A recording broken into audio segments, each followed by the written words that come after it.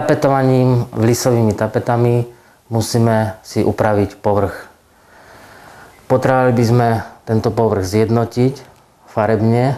Na to by sme použili bielu farbu a následne povrch musíme napenetrovať penetračným náterom.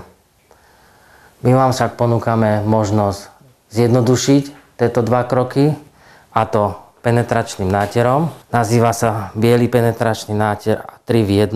Obsahuje bielu farbu na zjednotenie, penetráciu a ako bónus povrch sa stane zamatový a tým ideálny na podklad pod vlisové tapety. Penetráciu si otvoríme, premiešame. Táto penetrácia sa neriedi, používa sa v stave, v akom máme dodanú.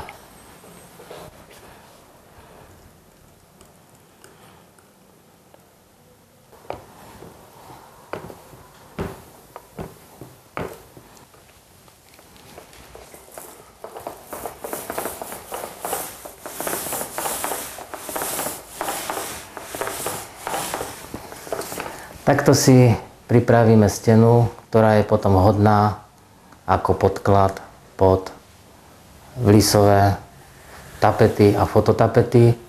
Má jemnú zamatovú štruktúru.